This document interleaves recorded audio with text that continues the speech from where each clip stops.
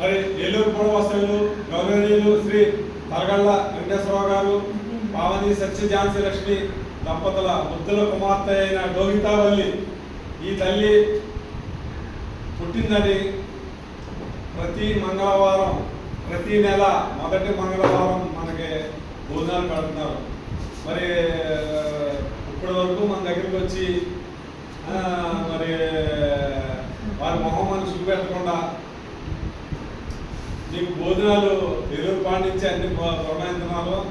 మరి ఆ తల్లి ఈరోజు మీ అందరూ చూడాలని మీ అందరికీ చక్కగా పట్టుకోవడానికి చీరలని ఇవన్నీ పట్టుకుని వచ్చింది.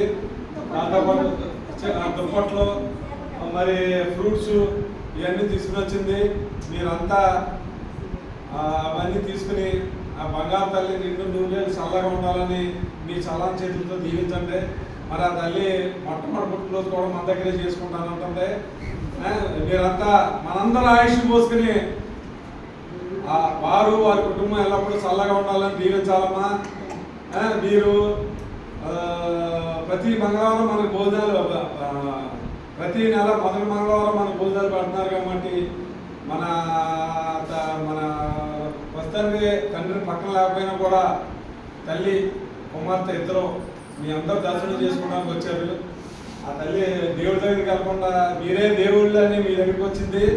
మీరు మీ చల్లని చేతులతో ఆ తల్లిని దీవించి నిండు నూరేళ్ళు చల్లగా ఉండేటట్లు మరి ఇటువంటి మంచి సేవా కార్యక్రమం చేస్తున్న డోహితావల్లిని ముందుగా మనం అభినందించద్దమ్మా.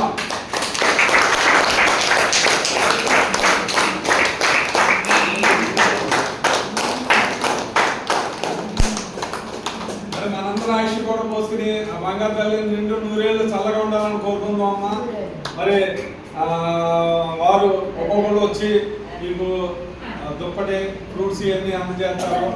తీసుకుని దీవించేసి ఆ తల్లిని ఎవరి గదిలో వాళ్ళు వెళ్ళిపోండమ్మా. జై హింద్.